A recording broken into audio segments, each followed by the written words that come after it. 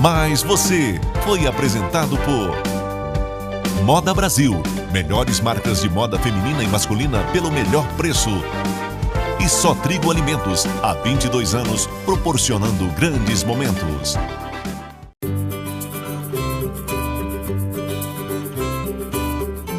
Jornal Anhanguera, primeira edição. Oferecimento: Hospital Jorge Saad, há 17 anos, referência em oncologia no Tocantins. Como ficou a vida em Marianópolis com essa caçada da polícia aos bandidos suspeitos de atacarem a cidade de Confresa, no Mato Grosso? A gente está receoso até de andar na rua, né? Porque acaba que muda a rotina da população, até mesmo do comércio. São 350 policiais que travam diversos confrontos com esses bandidos. Até o momento, 15 suspeitos foram mortos e outros 2 foram presos. Sindicatos do Tocantins apresentaram uma contraproposta, solicitando várias alterações na reforma da Previdência Estadual. Em 2024 tem eleições municipais e é possível que em Palmas tenha novidade. Com 200 mil eleitores, Palmas pela primeira vez poderá ter segundo turno nas eleições municipais. No interior do estado, uma mãe foi registrar o namoro das 2 filhas adolescentes na delegacia. As meninas namoram com jovens de 16 e 17 anos. O aplicativo deve deixar mais ágil o atendimento de pacientes da Rede Pública de Saúde de Araguaína. Com o aplicativo, o cidadão não vai precisar vir à unidade de saúde para solicitar o agendamento de consultas gerais. De casa, pelo celular, ele vai poder solicitar o atendimento. Hoje, o Grupo Jaime Câmara inicia uma campanha de engajamento para todo o Tocantins. É a Viva Mudança. Quando a gente age, a gente muda. E essa ação tem que começar em cada um de nós. E ainda, nós estamos comemorando o dia de um ritmo bem brasileiro. É o sertanejo. Você gosta? Vem comigo. O Jornal Anhanguera, primeira edição, vai começar.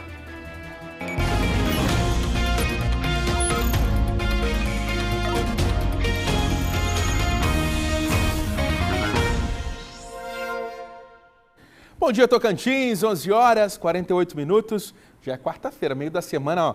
Parte na metade, inclusive uma semana mais curtinha por conta do feriado. Mas vamos lá, vida que segue. E eu quero te contar como que está a sensação, a vida lá em Marianópolis. Você sabe que a polícia tem feito buscas contra os suspeitos de atacarem a cidade de Confresa, no Mato Grosso. Inclusive, já teve tiroteio mais próximo do perímetro urbano da cidade. Nessa operação, que tem um envolvimento de 350 policiais, 15 suspeitos foram mortos. A vida dos moradores foi bastante impactada. Para quem mora aqui, o medo se tornou um companheiro em qualquer saída de casa. A gente está receoso até de andar na rua, né? Porque acaba que muda a rotina da população, até mesmo do comércio.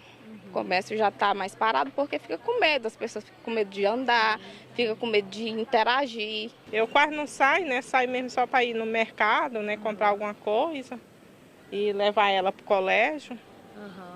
Fico mais em casa, tem hora que dá medo até de sair. Marianópolis já estava ocupada pela polícia há 3 semanas, mas depois dos últimos confrontos dentro da área urbana da cidade, o patrulhamento foi intensificado nos bairros residenciais e na porta do comércio. Nesta rua, houve uma intensa troca de tiros entre a polícia e criminosos. O confronto foi depois que a polícia descobriu que os bandidos estavam mantendo uma refém dentro de casa. A moradora, que prefere não se identificar, viu quando a polícia chegou ao local. Aí eles falaram assim: minha senhora, não fica na porta. Entra pra dentro, todo mundo, e fecha a casa, e fica quietinho aí dentro. Possível deitado no chão, porque vai ouvir tiro, porque os bandidos estão na casa ao lado aqui. E a gente entrou e de repente a gente só escutou tiro. Tiro, não sei quem estava atirando, mas tiro foi demais. Num minuto foi muito tiro. Desde o início das buscas, 15 assaltantes morreram e 2 foram presos. O bando é suspeito de atacar um quartel da PM e roubar uma transportadora de valores em Mato Grosso. São assaltantes muito agressivos, de grande periculosidade, já deu percebido até desde do assalto lá em Confresa. A gente sabe que o poderio bélico deles é grande, usam armamentos de grosso calibre. Um dos fuzis apreendidos nos últimos dias teve a origem identificada. A arma calibre 7,62 era da Polícia Militar de São Paulo e foi parar com os criminosos após ser furtada. A força-tarefa da operação estima que entre 3 e 5 criminosos ainda estejam foragidos na região. Olha, boa parte da cidade de Monte do Carmo ficou sem luz entre o fim da noite de ontem e a madrugada de hoje, viu? Segundo a Companhia de Energia Elétrica, isso aconteceu por causa da batida de um carro num poste. A substituição da estrutura danificada foi acontecendo durante a manhã e, de acordo com a Energisa, não foram registrados mais prejuízos, além, claro, da falta de iluminação e de energia elétrica para a população. Olha, a capivara tem sido um assunto do momento no Brasil. Isso por causa da situação envolvendo um digital influencer que criava um desses animais de forma doméstica em uma fazenda lá no Amazonas. O IBAMA multou e a Justiça Federal devolveu a guarda provisória para o dono. E aí, assim, uma história que está se desenvolvendo em vários capítulos. Só que o que a gente precisa entender é qual deve ser o nosso comportamento diante de animais silvestres. A gente sabe, por exemplo, que no Parque Sessamar é ali um verdadeiro habitat para as capivaras, né? E que os humanos gostam bastante desses bichinhos. E aí, Carlos Gomes foi até o Parque Sessamar para entender um pouquinho melhor sobre o que pode e o que não pode quando a gente está falando de animais silvestres. A gente conversa com ele agora ao vivo. E aí, Carlão, pode adotar uma capivara? Como é que é, Rogério? Eu não entendi. Perguntei se pode adotar uma capivara. Bom, Rogério, um especialista vai falar daqui a pouco sobre isso, mas eu acredito que não. Inclusive, nós estamos aqui no habitat natural dela, aqui, no Parque Sessamar. Tem algumas ali almoçando, tranquilamente. E aí, é aquele negócio, né? Você chega na casa, você é visitante, aí o visitante que tem que se adaptar aos humanos, né? No caso aí o homem invadindo aí o habitat natural da capivara. Veja ali a tranquilidade delas, elas não estão nem aí pra gente, almoçando normalmente, mesmo no sol quente. Bom, eu trouxe aqui no Parque Sessamar para explicar melhor sobre esse convívio, se é que pode falar convívio, entre o homem e os animais silvestres. Depois dessa história aí da Filó, a gente vai discutir aqui com o Ivan Veríssimo. Ivan, por favor, chega aqui. Obrigado pela presença. O Ivan Veríssimo é médico veterinário. Então, Ivan, como é que é o relacionamento com animais silvestres, principalmente capivara, que é o nosso caso específico aqui no Parque Sessamar? Porque aqui é o ambiente delas, né? Sim, aqui é uma área que é específica delas, que foi se adaptado ao homem, né? No ambiente natural dela se construiu o parque. E a gente teria que respeitar o ambiente dela. Até porque a capivara, por se tratar de um animal silvestre, não domesticado, corre de ser agressiva. Uma mãezinha ali está com o seu bebê do lado, o homem vai tentar dar um alimento, ela pode querer agredir por defesa ao seu filhote, sem contar algumas doenças que podem ser transmitidas por ela. Febre maculosa, a própria leishmaniose, a raiva. Então são vetores que a gente tem que ficar atento a isso. Agora eu vou fazer a pergunta que o Rogério fez para mim no começo. A gente pode adotar um animal silvestre? É viável fazer isso? Olha, hoje no Brasil existem empresas especializadas em vendas de animais silvestres. São empresas que são registradas no IBAMA e que têm procedências desses animais. Eu não posso simplesmente pegar um animal da natureza, um filhote da natureza, e levar para dentro da minha casa e tratar como pet. Eu estou infringindo algumas leis que existem no Brasil. Mas tem empresas no Brasil especializadas em vendas de animais silvestres. Aqui no caso da capivara, como é que é a orientação sua como médico veterinário sobre as pessoas que frequentam aqui o parque? Evitar o contato direto com esse animal. Porque pode haver a transmissão de alguns tipos de fungo, o próprio carrapato dela pode transmitir a febre maculosa ou outro vetor para o homem, então o contato direto com esse animal deve ser evitado. Já é adotado algumas práticas de segurança aqui no Parque Sessamar, Por exemplo, a entrada de pet dentro do Cezamar é proibida, já justamente para controlar a disseminação dos carrapatos do ambiente para os animais de estimação da nossa cidade. Então é todo cercadinho, evitando que esses animais entrem dentro do parque e tenham contato com esses vetores que ficam no ambiente. Agora, a gente percebe que as pessoas gostam muito de fazer festinhas aqui na grama do Cezamar, fazer piquenique e tudo. E por onde esses animais passam, certamente deixam algum inseto, carrapato, essas coisas. Isso é perigoso para quem frequenta, faz esse tipo de comemoração na grama aqui do Cezamar? Sim, isso é extremamente perigoso, porque o carrapato ele é mecanismo de transmissão. Se a capivara, porventura, está com alguma patologia que o carrapato seja o vetor, a forma de transmissão, e picar o homem, pode sim transmitir a doença. Tem vários estudos no Brasil falando da febre maculosa, que é de importância para a saúde pública no Brasil hoje. E a capivara acaba sendo um reservatório dessa doença. Então o negócio é observar de longe, achar bonito e só isso, né? Tirar uma selfie está o suficiente para a gente já. Então, ok, muito obrigado pela sua participação. Então, estão aí as dicas dadas aí pelo Dr. Ivan Veríssimo, Roger. Capivara é assim, ó, para ver de longe, apreciar, nada de chegar perto. Porque além de estar invadindo a casa delas aqui, ainda tem a questão da transmissão de doenças para humanos. É com você, Roger. Beleza, tá dado o recado. Carlos Gomes falou e disse. Obrigado pela participação, Carlão. E ó, vamos ficar... Fica aí, junto comigo. Não sai daí não. Eu vou para o intervalo, eu volto na sequência para a gente falar sobre a reforma da Previdência Estadual. É uma situação que está movimentando o Tocantins já há um tempo, desde o ano passado, quando essa proposta chegou a entrar ali na pauta de discussão. Depois, o governo do estado resolveu fazer novas discussões com sindicatos. O que está acontecendo agora? Sindicatos que atuam aqui no Tocantins entregaram uma contraproposta. Nessa contraproposta existem aí diversas alterações e a gente vai explicar isso para você de casa. Nós também vamos falar sobre eleições, mas está muito longe, Roger. Só em 2024 para a prefeitura. Pois é, mas aqui na capital pode ser que nós tenhamos segundo turno. E é novidade isso, eu te conto já já.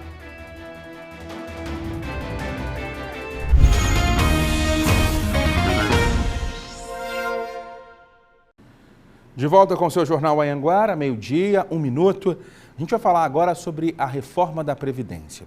Sindicatos com atuação aqui no Tocantins protocolaram uma contraproposta para essa reforma da Previdência Estadual. São mais de 20 mudanças solicitadas. É por isso que a gente conversa agora com a Aurora Fernandes para tentar entender quais são esses pedidos que vão impactar, inclusive, os servidores públicos aqui do Tocantins. Aurora, muito boa tarde para você. Oi, Roger. Boa tarde a todos. O principal pedido nesse momento dos sindicatos que representam diversas categorias de servidores públicos aqui do Tocantins é que eles sejam ouvidos antes que o texto final com essa nova proposta para a reforma previdenciária aqui do estado seja encaminhado à Assembleia Legislativa. Por enquanto, essa proposta ainda está no Palácio Araguaia e vai precisar ir para a AL para poder ser aprovada pelos deputados estaduais. Vamos só relembrar o que aconteceu até agora para as pessoas entenderem melhor. Em dezembro de 2022, o governo do estado encaminhou essa primeira proposta de reforma previdenciária para a Assembleia Legislativa. Só que o texto não agradou em nada os servidores, houve uma grande pressão por parte dos sindicatos e o governo acabou retirando essa proposta. Esse ano, representantes dos sindicatos foram ouvidos pelo governo do estado para que uma segunda versão da proposta da reforma previdenciária fosse elaborada. Depois desse momento de ouvir os representantes de categorias, o governo elaborou sim uma segunda proposta que está na Casa Civil lá no Palácio Araguaia. Só que esse segundo texto também não agradou os representantes dos servidores, então eles pedem algumas mudanças, principalmente relacionadas a tempo de aposentadoria e remuneração. Uma das principais questões é em relação à carência, para aquelas pessoas que já estão bem próximo de se aposentar. Os servidores entendem que há prejuízo para esse servidor. Os representantes dos sindicatos entendem que há prejuízo para esses servidores. Inclusive, a gente conversou com representantes dos sindicatos. Vamos acompanhar o que eles disseram. É uma proposta que vem muito impacto para os trabalhadores, principalmente aqueles que estão aposentando. Uma das propostas do sindicato, nosso, por exemplo, é a aposentadoria especial para os trabalhadores em saúde, aqueles que trabalham em local insalubre. precisa que tenha um tempo de contribuição menor, de 25 anos, porque eles trabalham em locais nocivos. É importante essa demanda de 25 anos.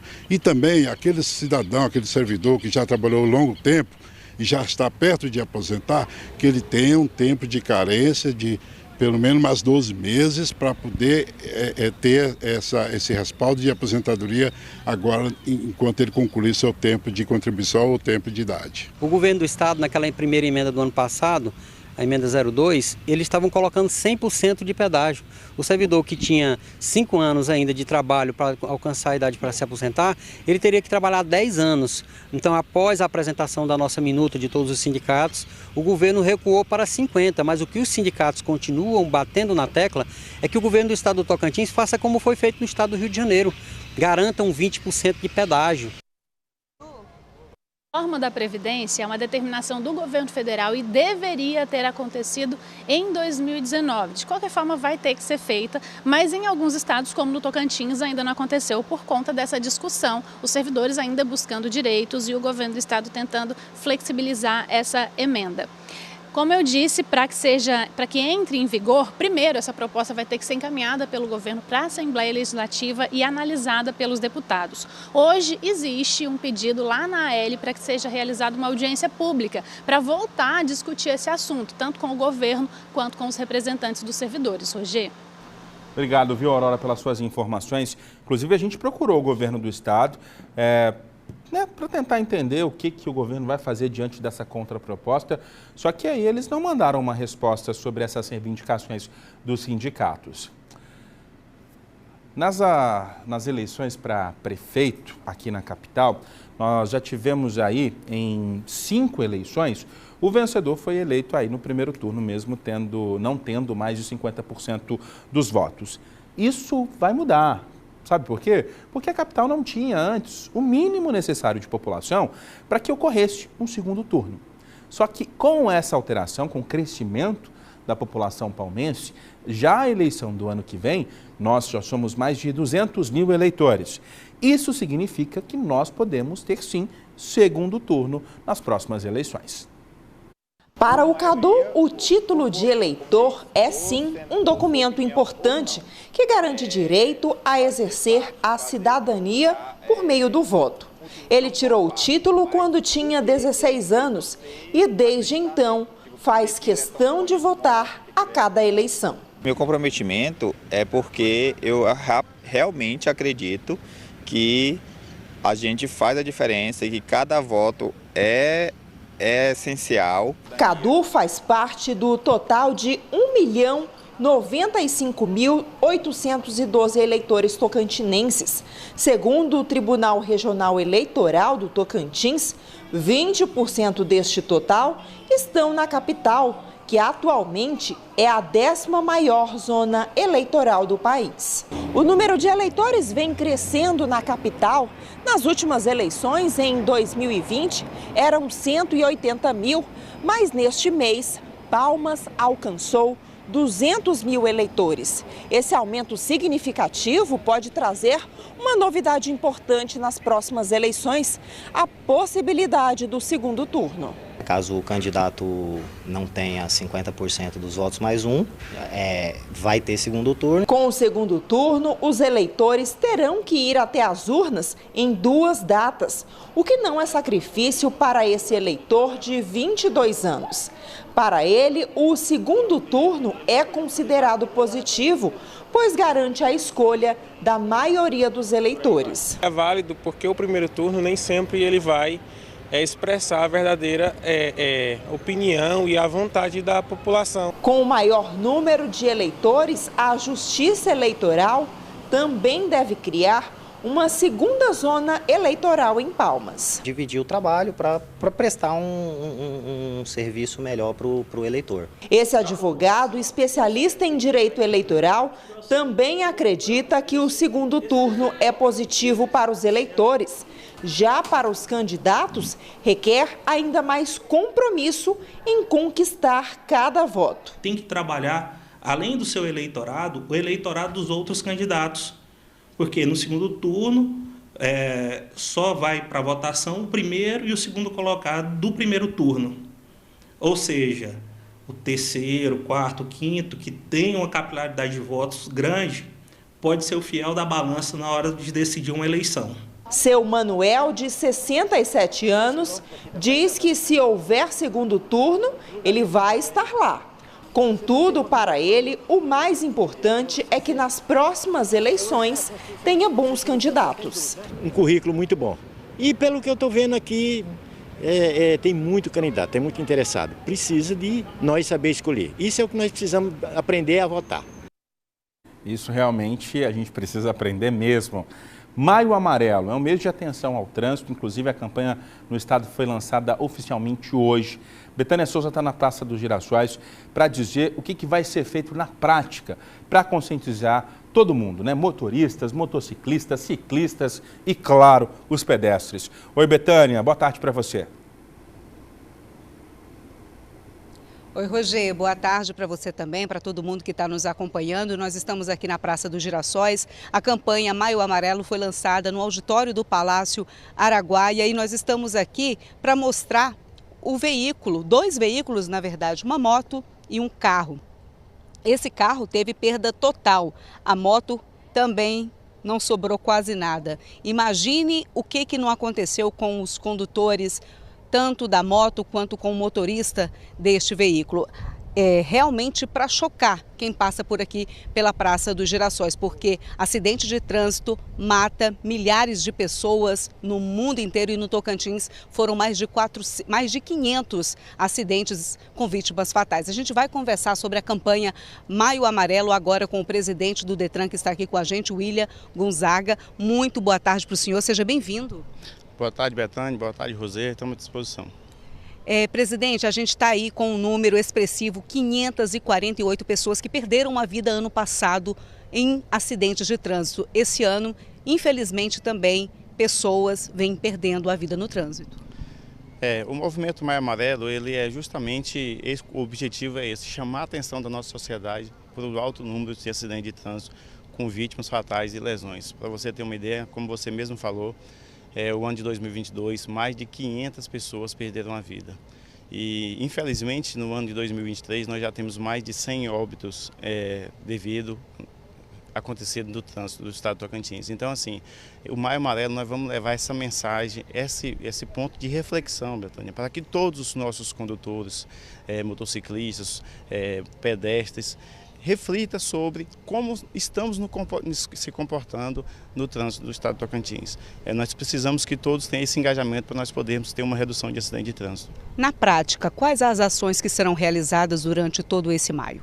Durante todo o mês de Maio Amarelo nós estaremos fazendo palestras nas escolas, vamos fazer uma caminhada na Praia da Graciosa e estaremos participando na Feira da Agrotins também, com nossas campanhas educativas para o trânsito. Estaremos em todo o estado do Tocantins trabalhando com nossos educadores, fiscais de trânsito, as nossas parcerias com a Polícia Militar, a JET, Secretaria da Saúde, para que todos engajados nesse propósito de conseguir reduzir esses números que são alarmantes no estado do Tocantins. E isso já vinha se discutindo lá atrás, lá em 2010 houve, né, uma provocação da ONU, mas infelizmente os números não reduzem. Há alguma proposta de que campanhas sejam feitas de forma permanente? Nosso objetivo é esse. O Maio Amarelo ele tem esse propósito de chamar a atenção, de um alerta para a sociedade, mas nós já estamos com um processo em andamento para nós termos campanha educativa permanente. Durante todos os 12 meses do ano teremos um calendário que nós vamos seguir com essas campanhas educativas para que nós possamos conscientizar a sociedade tocantinense para que esse comportamento, essa educação para o trânsito, nós tenhamos mais um trânsito seguro, um trânsito humanizado e assim eu tenho certeza que nós vamos conseguir diminuir esses números que são altíssimos. Nas escolas, como é que serão essas campanhas, como é que essa campanha será aplicada nas escolas, por exemplo? Nas escolas nós faremos parceria com a Secretaria da Educação, com a Secretaria da Educação dos municípios também, levamos os materiais que nós vamos disponibilizar, os educadores de trânsito vão trabalhar, porque todos sabem que essa educação para o trânsito, ela parte, são todas as etapas. Quando nós fazemos educação para o trânsito nas séries iniciais, essa criança ali, ela corrige um pai que está sem o cinto de segurança, corrige um pai que está em excesso de velocidade. Então vamos trabalhar essa educação para o trânsito em todas as etapas, a educação infantil, trabalhar também com os jovens que estão ali no ensino médio, que estão naquela idade que completar 18 anos vão querer tirar a sua CNH. Então eu acredito que com essa conscientização, com essa educação em todos os níveis aí, nós vamos conseguir alcançar um trânsito mais seguro. Tá joia, então. Muito obrigada, tá, presidente, pela sua participação. É isso, né, Roger? Vale conscientização para todo mundo, porque todos nós fazemos o trânsito e temos que torná-lo mais seguro todos os dias. É com você. Obrigado, Betânia, pelas suas informações. Namoro na adolescência. Pode ou não pode, hein? A lei no Brasil diz que relacionamentos sexuais não podem acontecer com menores de 14 anos. Mas olha só uma situação que vem lá do interior do estado. Uma mãe foi na delegacia registrar o namoro das filhas. Essas meninas têm 12 e 14 anos. As meninas estão namorando com jovens de 16 e 17 anos. O Márcio Novaes está ao vivo com a gente para tentar falar mais sobre esse caso e a gente entender um pouco mais sobre essa situação. Principalmente porque a mãe fez o registro com uma orientação do Conselho Tutelar, né, Márcio? Justamente, Roger, é o que pretende a lei de a forma correta. Ela agiu da melhor maneira possível, procurou o Conselho Tutelar e fez um boletim de ocorrência. A gente vai tentar entender este caso porque, como você disse, são duas adolescentes, uma de 12 e outra de 14 anos, namorando com dois adolescentes, um de 16 e outro de 17 anos. Esse caso é lá do extremo norte do estado. Eu estou com um advogado, o doutor Valtuir Luiz Cândido, com quem a gente vai tentar entender. Esses adolescentes, doutor, cometeram algum crime? Pode ou não pode esse relacionamento entre eles? Boa tarde, seja bem-vindo ao J1. Boa tarde, Márcio. Boa tarde, Roger. Boa tarde, principalmente a todos que nos acompanham nessa programação. Vamos separar, Márcio, duas situações, dois contextos. Vamos imaginar que um dos envolvidos fosse um adulto e a outra pessoa um menor de 14 anos. Nós estaríamos falando aí de um crime, o crime de estupro de vulnerável, que é um crime de pena elevada, crime hediondo, que gera regime prisional. Quando a gente está trabalhando com adolescentes, pessoas que têm de 12 até 17 anos, até o dia que antecede o aniversário de 18 anos, nós estamos falando aí de ato infracional análogo ao crime de estupro de vulnerável.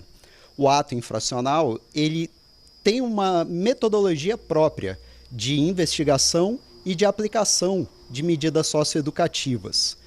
Sim, há uma violação à lei e uma violação grave.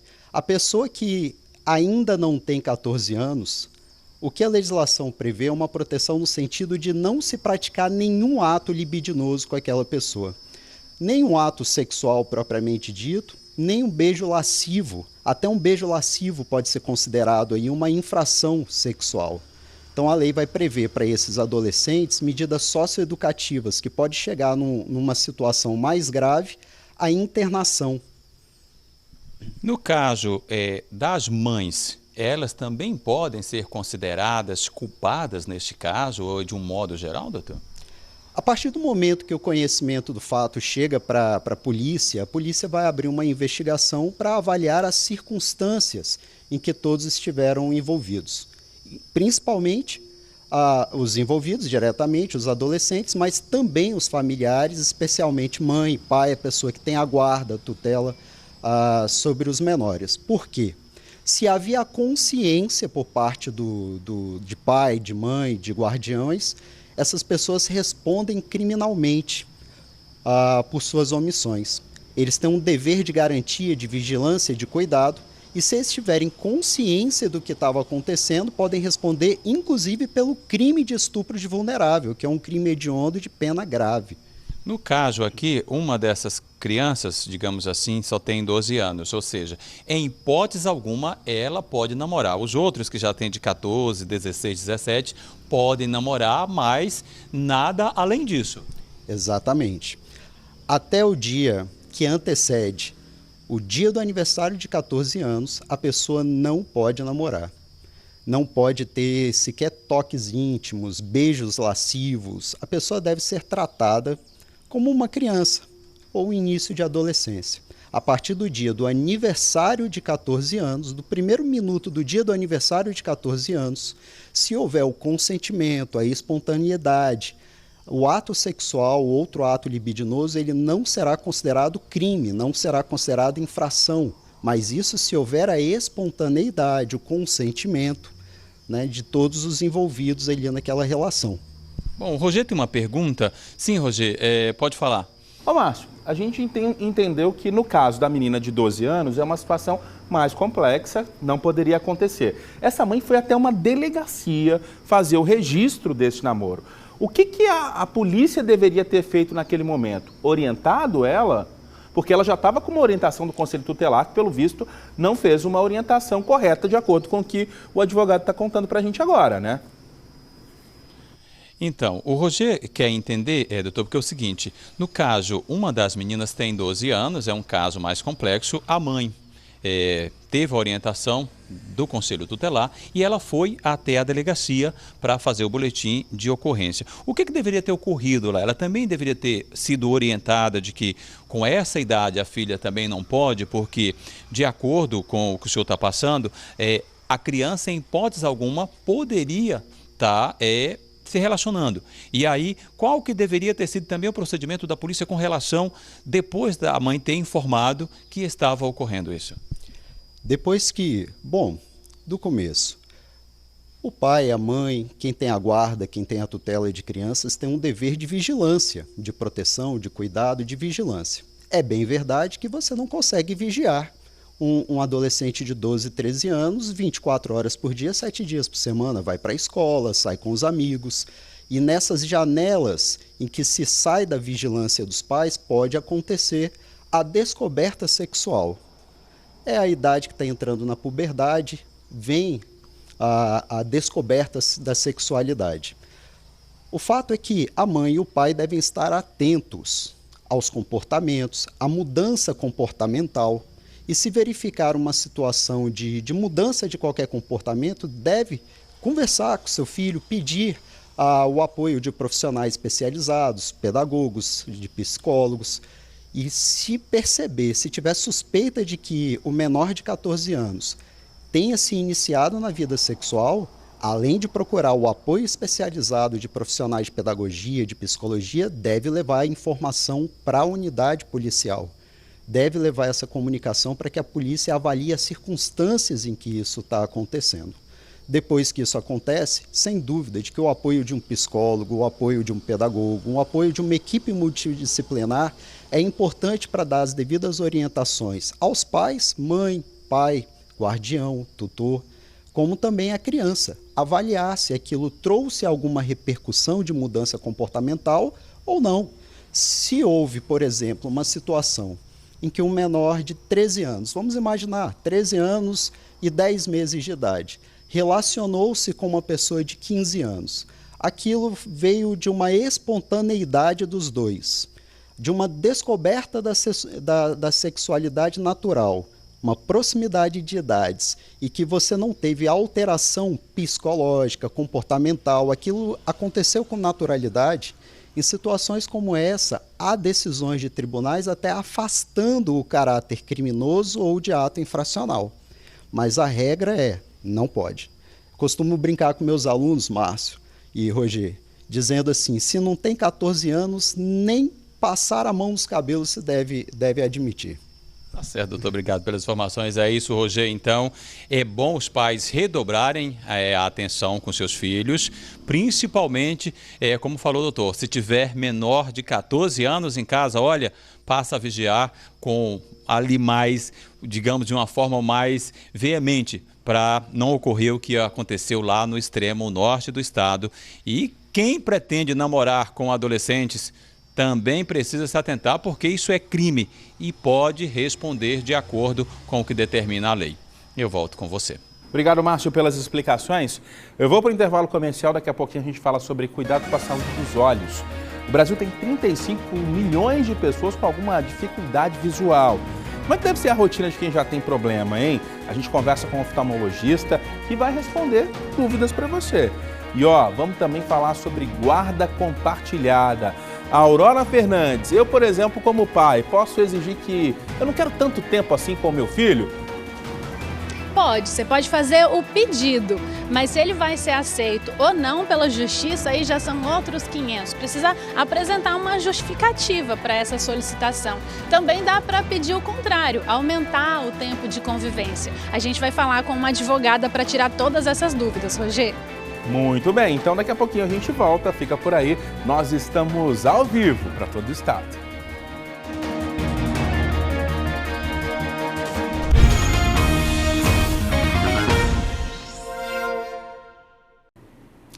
De volta com mais Jornal Anhanguera, primeira edição.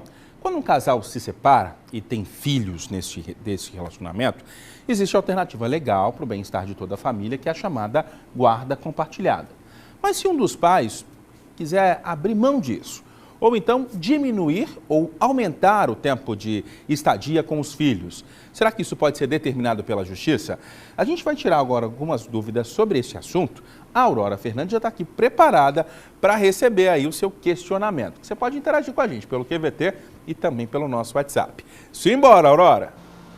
Roger, é possível sim fazer essa solicitação, tanto de aumentar quanto de reduzir ou de não ter mais a guarda compartilhada, só que aí não é porque pediu que vai ter o direito. Tem uma análise aí, a gente vai falar sobre esse assunto com a Melissa Teles, que é advogada especialista em direito da família. Boa tarde, doutora Melissa. Boa tarde.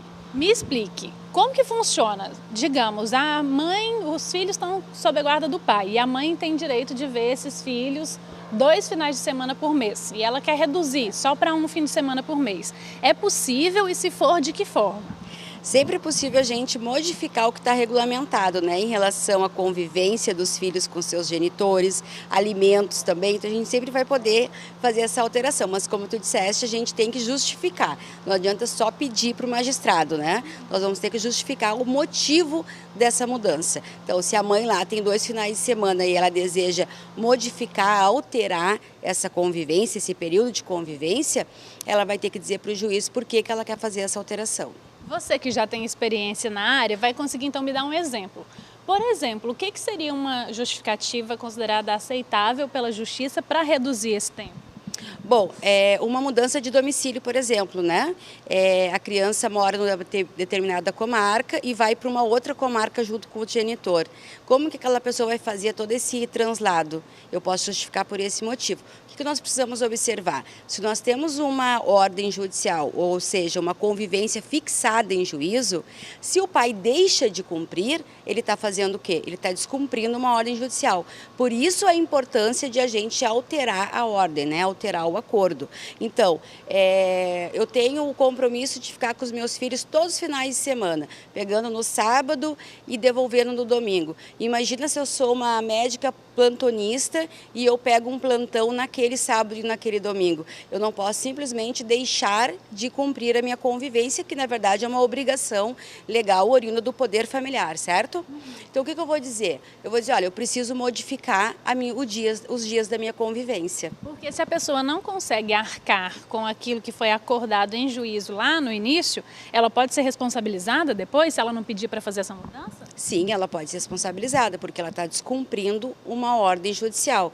Isso é muito comum nos alimentos, né? Eu uso como analogia os alimentos, porque se eu deixo de pagar os alimentos e eu não modifico a ordem judicial, que isso precisa ser muito observado, a pessoa pode inclusive ser presa, né? E se eu tenho uma ordem de convivência, eu deixo de conviver com meus filhos, eu posso vir a responder inclusive por um abandono afetivo. E dependendo da justificativa, por exemplo, a mãe que fez esse pedido fala, não, é porque tá me cansando muito, eu quero ter mais fim de semana de folga, se eu pegar essas crianças só uma vez por semana vai ser melhor. Pode acontecer do juiz falar, não está autorizado, tem que pegar 2 vezes.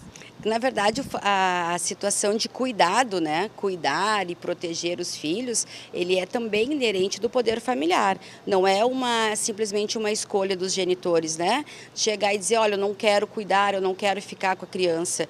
Isso vai ter que ser até verificado, né? E eu entendo até que o Ministério Público deveria, então, se manifestar nesse sentido, né? E dizer, olha, por que a pessoa não quer conviver, né? Chegou uma pergunta que a pessoa pediu para não ser identificada, mas ela disse que acontece que existe um acordo do pai buscar os filhos todo final de semana. Ele cumpre muito bem o acordo, só que ele aparece no meio da semana sem avisar para visitar os filhos. E aí a pessoa quer saber se pode ou se não pode, se tem como ela mudar essa situação para que ele só vá aos finais de semana. Bom, eu acho que ela deve ficar feliz, né? Porque esse pai está querendo conviver mais com os filhos, que na verdade é um direito, né? Tanto do pai como dos filhos, né?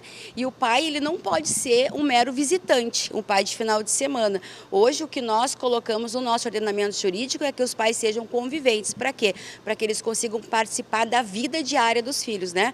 Da educação, que é obrigação lá do poder familiar. Então, se esse pai está batendo na porta da casa da mãe, né? Durante a semana, querendo participar, eu acho que ela tem que aceitar. Desde, claro, eles não estejam atrapalhando, né? A vida dos filhos ou fazendo alguma coisa que não seja lícito, né? Mas para a convivência, que bom, parabéns para esse pai. Muito bem, obrigada, doutora, pelas informações. Roger. Obrigado, Aurora, pelas informações também, a doutora. Olha só, pessoal, nós temos aí mudanças no primeiro escalão da Prefeitura da capital. Destaque, inclusive, aqui no G1 Tocantins, eu quero mostrar para você aí de casa. Olha só, a gente tem então uma dança de cadeiras que ocorre nas pastas da cultura e também do turismo. Vamos dar uma olhadinha, olha só. Uma das mudanças foi a exoneração de Giovanni Alessandro Assis, do cargo de presidente da Fundação Cultural de Palmas. Ele comandava a pasta desde abril do ano passado. Segundo a publicação, o Giovanni foi nomeado para a presidência da Agência Municipal de Turismo. O ato, inclusive, começou a valer na terça-feira. A gente também teve a mudança de Nélio Nogueira Lopes, secretário executivo da Fundação Cultural, que passa a responder de forma interina e cumulativa pela pasta, enquanto o novo nome não é anunciado. Na agência de turismo, que estava sendo comandada de forma interina por Tom Lira, aí a gente tem a mudança. Tom Lira vai se concentrar na gestão municipal de desenvolvimento econômico. Lá no G1 tem todas as informações. Olha, recentemente a Organização Mundial da Saúde divulgou um alerta sobre a preocupação com a visão da população de todo mundo. 285 milhões de pessoas têm a saúde dos olhos prejudicadas. Aqui no nosso país, o último censo dá conta aí de 35 milhões de pessoas com alguma dificuldade visual. A gente vai falar agora sobre os cuidados que você em casa precisa ter e também da rotina de quem já tem algum problema de saúde visual diagnosticado. É a Tamira Pinheiro quem conduz essa conversa com a gente. Oi, Tamira. Oi, Roger, bom dia para você, para todos acompanhando o J1. Roger, a gente sabe que um desses primeiros cuidados com os olhos é fazer uma consulta, né? Aquela consulta de rotina com o especialista. E aí, para a gente falar sobre todos esses cuidados, a consulta, quando deve ser e os outros cuidados, a gente vai conversar um pouquinho com a oftalmologista Susan Iano. Boa tarde, doutora. Boa tarde, tudo bem? É um prazer estar aqui. Doutora Susan, a gente sempre ouve falar que essa rotina a consulta, ela deve acontecer aí pelo menos de ano em ano. É esse período mesmo ou às vezes tem casos que tem que ser com um pouquinho mais de antecedência? Isso, na maioria das vezes é uma vez por ano. Mas existe casos, por exemplo, no caso de glaucoma, né? Então tem pacientes que às vezes têm um glaucoma, que é uma doença muito séria, uma doença que é hoje a principal causa de cegueira irreversível no mundo. Inclusive agora esse mês de maio a gente tem o Maio Verde, que é o maio geral, para justamente assim alertar a população em relação à doença, ao glaucoma. Por quê? Porque a pessoa ela tem uma perda progressiva de visão, que em casos de pessoas que têm glaucoma muito avançado, às vezes pode ter uma progressão em alguns meses.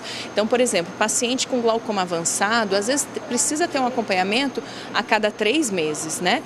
Então, o normal é o acompanhamento mesmo anual, mas tem pessoas que às vezes tem que ter um acompanhamento a cada 6 meses, a cada 3 meses, às vezes até em menos tempo, justamente para evitar a cegueira em caso de doenças graves. E aí, esse prazo de retorno é o especialista que vai dizer quanto tempo deve se retornar. Isso, com certeza. A consulta deve ser iniciada logo lá no momento que nasce, né? Então tem aquele primeiro exame que é o teste do olhinho, então que a criança vai fazer e depois disso vai ter um acompanhamento. Se tiver tudo bem, o acompanhamento tem que ser feito ali pelo menos até os 7 anos de idade, uma vez por ano, às vezes o primeiro acompanhamento em 6 meses, depois uma vez por ano e depois na vida adulta, se a pessoa não tem nada, tem que fazer uma vez por ano, pelo menos uma vez por ano. E aí, na consulta, o médico vai dizer, às vezes tem alguma doença, às vezes algum problema mais sério, às vezes ele vai precisar que veja em 6 meses ou às vezes até antes. Doutora Suza, já a gente volta com esse papo, Rogê, porque a gente já está começando esse período aí de calor, muita poeira, né? E a gente também vai falar com a doutora Suza sobre isso, sobre esses cuidados. Combinado, Tamira. Enquanto isso, eu quero trazer uma novidade para você. É lá de Araguaína. A população vai conseguir fazer o agendamento de consultas médicas pelo celular. Um aplicativo foi lançado lá na cidade e a gente vai entender melhor como que ele vai funcionar. Dá uma olhada na reportagem. O aplicativo Mais Saúde Araguaína vai facilitar o acesso do cidadão a atendimentos médicos nas unidades de saúde do município. Disponível para Android e iOS, com a nova ferramenta, o usuário de casa mesmo pode solicitar o agendamento de consultas médicas. O cidadão de Araguaína agora, ele conta com mais uma forma de atendimento e de estar agendando as suas consultas nas UBS, né? Hoje a gente utiliza somente o 0800 da saúde e a partir de hoje a gente vai estar também disponibilizando aos usuários o aplicativo Saúde Araguaína.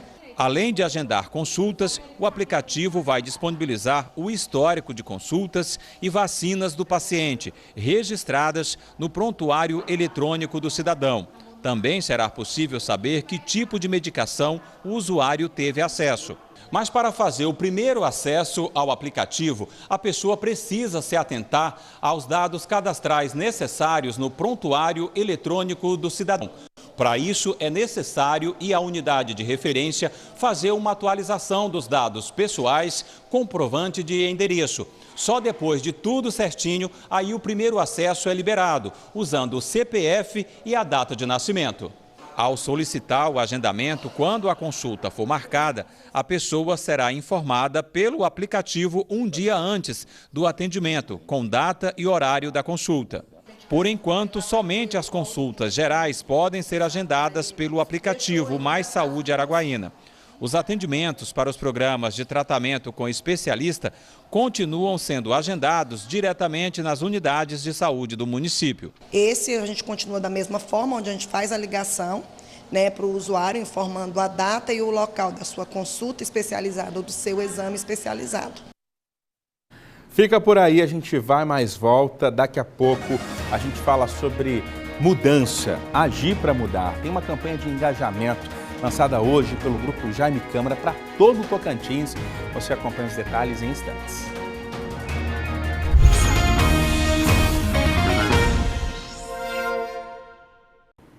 Estamos de volta aqui com o seu Jornal Anhanguera com uma informação importante para quem é microempreendedor individual. A contribuição mensal aumentou o valor, viu? E aí manter o boleto pago em dia é muito importante para que você consiga garantir os benefícios que o MEI tem, caso você precise. Então vamos conversar com a Aurora Fernandes, que vai trazer as informações para a gente ao vivo. Rogê, houve essa mudança e quem vai explicar para a gente por que esse valor ficou um pouco mais alto é a Mariana Oliveira, que é analista do Sebrae. Primeiro, boa tarde, Mariana. Boa tarde. Antes, o MEI pagava pouco mais de R$ 65 em média, né? Agora passou para R$ 66. Por que teve essa mudança, ficou um pouco mais caro? Isso. Desde janeiro, teve um aumento no valor do boleto do MEI. Entre janeiro e abril, estava por volta ali de R$ 66,10 até R$ 71,10. A partir do dia 1º de maio, com o reajuste do salário mínimo, a parte do MEI, que é uma contribuição para o INSS, ela automaticamente aumenta. E com isso o boleto do MEI também aumentou. Porque esse valorzinho aí que ele paga, essa parte do INSS, é atrelado ao salário mínimo. Sempre que aumentar o mínimo, vai aumentar esse valor? Assim, explicando de uma forma mais simples, é isso? Exatamente. O boleto do MEI ele é composto pela contribuição ao INSS e o imposto, seja ele estadual ou municipal, dependendo da atividade econômica. Então, ele vai variar atualmente, né, com o reajuste do salário mínimo, entre R$ 67,00 e R$ 72,00, dependendo da atividade econômica. E para que serve esse valor? Para onde que vai? O que é feito com esse dinheiro que o MEI paga todo mês? O MEI, ele vai pagar para estar regular na atividade econômica. Então, a maior parte do boleto do MEI, ele vai para a União, o governo federal, que administra as contribuições do INSS. E a partir desse pagamento regular do MEI, o microempreendedor individual, desenvolvendo atividade econômica, vai ter acesso aos benefícios previdenciários. As mulheres, o salário maternidade, homens e mulheres, né, independente, auxílio-doença, aposentadoria, a depender de cumprir os requisitos. Fora isso, a outra parcela do MEI também vai pagar os impostos estaduais ou municipais, que compõem, né, toda a parte de tributação do município e do estado. Muito bem, obrigada, Mariana. Roger. Valeu, Aurora, obrigado pelas informações. A gente volta a falar sobre a saúde dos nossos olhos, agora com foco em te contar como deve ser a proteção nesse período de sol mais intenso, né? O período de estiagem já chegou, está chegando, ainda tem umas chuvinhas pontuais, mas o solzão, ele já está bombando, né, Tamira?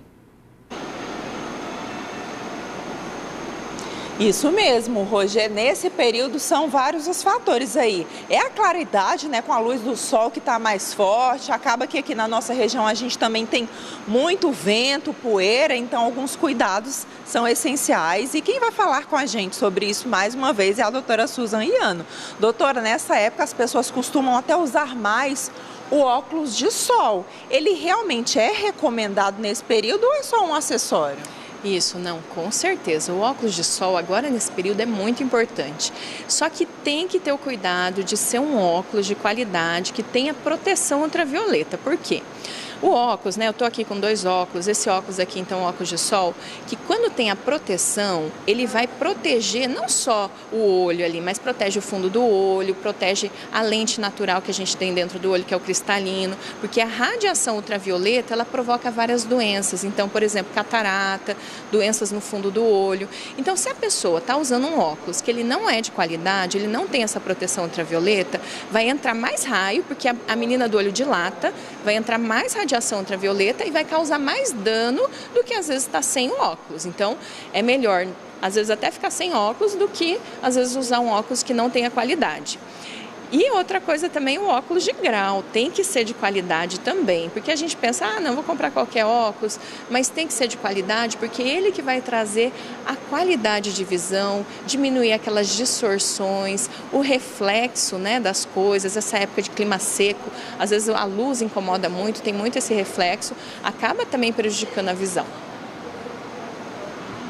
Ok, então, doutora, reforçando então essa questão, né, de que é importante sim usar esse óculos para proteger os nossos olhos, mas sendo que tem que ser um óculos de qualidade que vai de fato garantir essa proteção, Roger. Obrigado, Tamira, pelas informações. Olha, tem regra nova valendo para as placas dos veículos. O que é, gente? Endurecimento, inclusive, de punição para quem faz adulteração no chassi, nas placas. Bora bater um papo sobre esse assunto, que envolvem aí, esses assuntos que envolvem a identificação dos veículos. A Betânia Souza é quem traz essa conversa para a gente agora. Bora lá, Betânia. Mudança na lei, né, Roger, para não gerar confusão. Sobre esse assunto, nós vamos conversar agora com o Márcio Moura, que é supervisor de fiscalização do Detran. Oi, Márcio, tudo bem? Boa tarde para você. Boa tarde a todos. Márcio, de uma forma bem simplificada, o que de fato mudou nessa lei aí que as pessoas devem ficar mais atentas, principalmente aquelas que têm aí a intenção de fazer algum tipo de adulteração? Então, a lei veio basicamente para atualizar o artigo 311 do Código Penal, que ele já previa a responsabilização criminal por adulteração de sinais de identificação do veículo. Esses sinais são numeração de chassi, numeração de motor e a própria placa do veículo. Agora vem tipificado a questão de como é esse veículo, não só os veículos automotores. Exatamente. Anteriormente ela era bem específica em condicionar ao veículo automotor, que é aquele veículo que tem sua motorização própria, né? Agora ela abrange também tanto carretas, veículos elétricos, outro tipo de veículo. Consegue mostrar para a gente como que dá desse tipo de adulteração? Ocorre muito de o pessoal usar placas fabricadas em material plástico ou PVC, que é uma forma de adulteração. Outras formas também, eles podem riscar ou até retirar a numeração de gravação de chassi do veículo ou de motor. A gente está até com a placa aqui na mão. Por exemplo, o que mais muda numa placa dessa? A placa eles podem tanto mudar valores, mudar letras, números, a codificação que serve para a gente também verificar a identificação do veículo também ela é feita de forma aleatória. Então ela normalmente não abrangeria exatamente a codificação do veículo. Tem que ficar atento mesmo e vocês são responsáveis pela fiscalização. Muito obrigada pela sua participação aqui com a gente, tá bom? E lembrando, Roger, que tem pena, tá? De 4 a 8 anos para quem faz esse tipo de adulteração. Obrigado, Betânia. Olha, tem novidade, tem convite, tem provocação boa chegando hoje para os telespectadores, leitores e ouvintes do Grupo Jaime Câmara. É a nova campanha da empresa que você vai ver aqui em primeira mão. O tema, Viva a Mudança. O que isso quer dizer? Que convite é esse? Entenda agora. É com um sorriso largo e muita vontade que o Cícero fala sobre um assunto sério e importante para ele: mudar o mundo. Ser voluntário é tentar pensar no coletivo, pensar no nós, né? Porque o ser humano ele não é uma ilha, não é isolado, né? Nós dependemos um do outro. Ajudar a construir um mundo melhor é uma tarefa que cabe a cada um de nós. Mas diante de tantos desafios e sabendo das dificuldades que a sociedade enfrenta para oferecer oportunidades dignas a todos, o que está faltando? Eu acho que falta a gente se colocar mais no lugar dos outros. Mais respeito, mais educação, mais humildade. E a ação não precisa estar no outro. Quando se fala em mudar o mundo, é até difícil imaginar como fazer isso. Mas se a gente redirecionar o foco e pensar nos pequenos universos que nos cercam, como nossa família, nossos amigos, nossos vizinhos, as pessoas que trabalham com a gente, moram na mesma cidade, no mesmo estado, aí fica mais simples perceber que não é preciso ampliar tanto os horizontes para fazer diferença na vida de alguém. Quando a gente age, a gente muda. O Grupo Jaime Câmara assume um papel importante nesse processo ao lançar a campanha Viva a Mudança. E a partir de hoje, os veículos do grupo passam a inspirar, promover e incentivar ainda mais ações individuais e coletivas que mostram que a mudança é possível. Além do ato de mudar, o movimento será baseado em outros 5 temas: empatia, igualdade, sustentabilidade, educação e empreendedorismo. Ao longo da campanha serão exibidos vídeos que mostram a necessidade e o impacto positivo que boas ações podem trazer para a vida de cada um. Isso não é só uma notícia, é um grito de socorro. Também não é só um fato isolado, é uma verdade urgente que não dá para ignorar. Assim como os pratos vazios, a ganância desmedida, o desrespeito, a desigualdade, o abandono, o nosso egoísmo, a nossa desumanidade. Não dá para continuar assim. É hora de mudar, porque o que nos une é muito mais forte do que o que nos separa. E juntos podemos fazer muita coisa mudar. Seja com um pequeno gesto ou uma grande ação, compartilhando o que precisa mudar na sua comunidade ou fazendo a sua parte para a mudança acontecer de fato. E nós estamos com você nessa, ligados aos fatos, cobrando soluções, seguindo a sua pauta. Porque a mudança para melhor é o que nos move e queremos ter você com a gente nesse movimento. E aí, o que vamos mudar agora? Grupo Jaime Câmara. Viva a mudança! Incentivar ações positivas está na essência do Grupo Jaime Câmara. A gente aproveite essa campanha para fazer um convite à sociedade para refletir um pouco mais profundamente e até mais construtivamente sobre esses temas. E a gente tentar, pelo menos, se colocar na posição do outro e tentar enxergar o mundo e as coisas pelo olhar do outro. Se a mudança começa em nós, qual seria e de onde viria o pontapé inicial? Para o Jacob, hoje professor de Libras, foi a chegada de um filho surdo que mudou a vida dele. Demorou 7 anos para que a língua brasileira de sinais proporcionasse a primeira conversa entre pai e filho. Quando ele olhou para mim, assim, que ele entendeu o conceito e me deu o sinal que eu tenho até hoje, que é este. Que é o sinal de pai, né? Ele associou e fez esse, me deu esse sinal, meu filho, com 7 anos. Então, pai, o sinal e o conceito de pai foi o que até hoje tem 30 anos, 33 anos, que eu nunca esqueci daquele dia, naquele momento que eu pude explicar isso para ele. Por amor ao filho, ele mudou e ajudou a mudar o mundo em volta dele.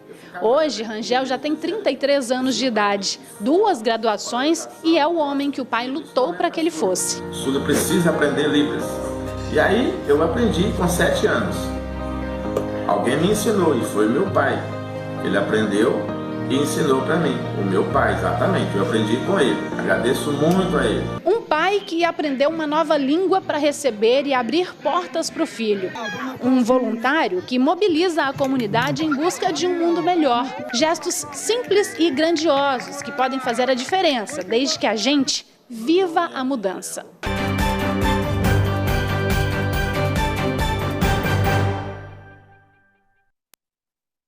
E o lançamento da campanha Viva a Mudança foi agora há pouco, ao mesmo tempo, em Goiás e aqui no Tocantins. O CEO do Grupo Jaime Câmara, Breno Machado, apresentou os detalhes da campanha. O objetivo é instigar o público a se movimentar para mudanças que tragam um impacto positivo na vida de cada um, andando lado a lado com a comunidade, também dando voz e vez a quem acompanha o cotidiano por meio dos veículos de comunicação aqui do Grupo Jaime Câmara. É o Grupo Jaime Câmara assumindo protagonismo, uma mudança social, uma mudança de atitude do funcionário e, consequentemente, da sociedade, buscando uma melhora do nosso padrão de vida, da nossa qualidade de vida, de entender a dificuldade do outro, de olhar para o outro com o olhar humano que a TV Anhanguera sempre teve com todas as suas programação, com os seus veículos. Esse é o nosso desafio. Vamos viver essa mudança. Depois do intervalo, dia do gênero musical mais ouvido por aqui, o sertanejo.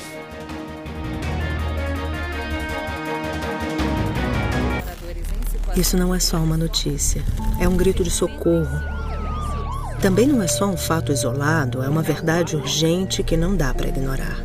Assim como os pratos vazios, a ganância desmedida, o desrespeito, a desigualdade, o abandono, o nosso egoísmo, a nossa desumanidade. Não dá para continuar assim. É hora de mudar, porque o que nos une é muito mais forte do que o que nos separa. E juntos podemos fazer muita coisa mudar. Seja com um pequeno gesto ou uma grande ação, compartilhando o que precisa mudar na sua comunidade ou fazendo a sua parte para a mudança acontecer de fato. E nós estamos com você nessa, ligados aos fatos, cobrando soluções, seguindo a sua pauta. Porque a mudança para melhor é o que nos move e queremos ter você com a gente nesse movimento. E aí, o que vamos mudar agora? Grupo Jaime Câmara. Viva a mudança!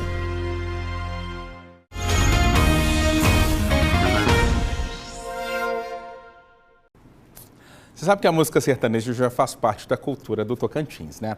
Além de ouvir bastante, nós temos artistas que vêm conquistando o Brasil e o mundo com os seus sucessos. José Vitor Baggio Gaeta, ou simplesmente Baggio. O nome é de origem italiana. O que ele gosta de cantar mesmo são as nossas origens, a música sertaneja. Não me deixe sozinho, falta de carinho e marcou nova paixão. Começou a se apresentar com 19 anos, de barzinho em barzinho, vai conquistando o seu espaço. Não deixe apagar a fogueira do meu coração. Baggio divide o tempo fazendo curso de direito e cantando, de hobby a um trabalho profissional, que em breve deve ser lançado. Para esse ano a gente já pensa em soltar pelo menos um single ali até junho, para sair alguma coisinha para o pessoal já, um trabalho novo, sabe? Que seria meu primeiro trabalho mesmo, esse lado mais gravado, profissional.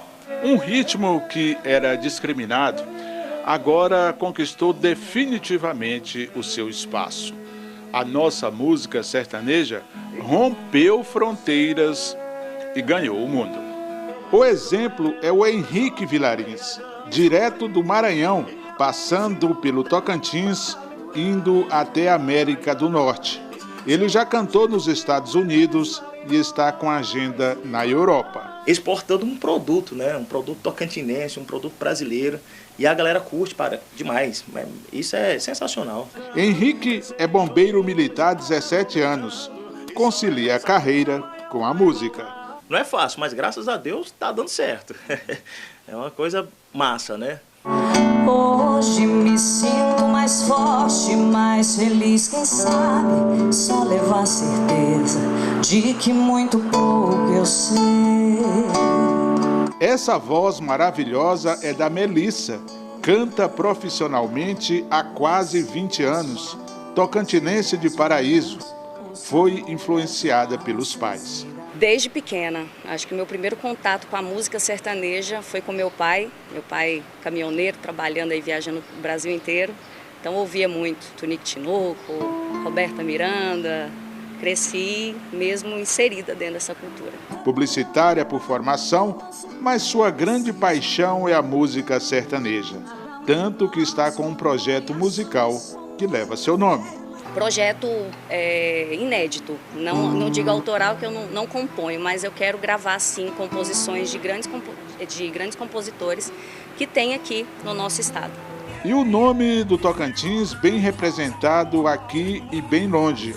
A dupla João Lucas e Marcelo projetou o nome do estado através do sertanejo. Eu quero tchu, eu quero tchá. É o tchu, é o tchá tchá tchá de Miranorte, marcou história.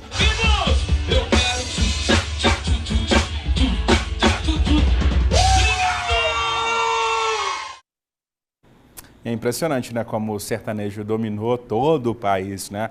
A gente tem aí grandes nomes que saíram aqui do Tocantins.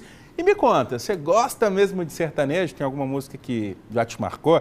A gente já está encerrando o jornal, mas aproveita aí o finalzinho para utilizar o QVT e o WhatsApp e contar qual é essa música sertaneja que mais marca a sua história, que você sempre se lembra, se emociona ou que você gosta de curtir. Vamos aproveitar então o Dia do Sertanejo para ouvir bastante. Lembrando para você também que dá para interagir com a gente ao longo de toda a programação da TV Anhanguera. É só utilizar o QVT e o nosso WhatsApp. 984511111 é o número que você precisa ter salvo aí no seu celular, tá? Pode sugerir temas de reportagens, de entrevistas, enfim, participar bastante aqui do J1. Tá na hora de dar tchau. Agora 12h59, hora do meu almoço. Lembro para você que no G1 Tocantins tem mais notícia, tem mais informação. E é claro que a gente volta a se encontrar amanhã. Beijo, tchau para você. Fui!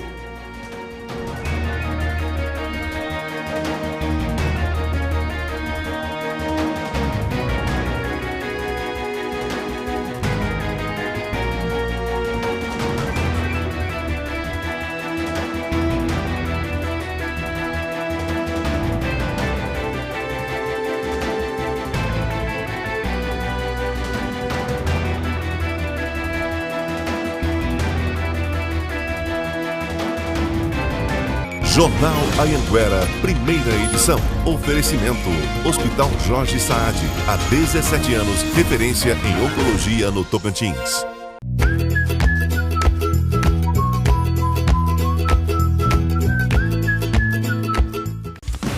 Globo Esporte, oferecimento Meurer Cutina, a loja de eletrodomésticos gourmet da JL Meurer.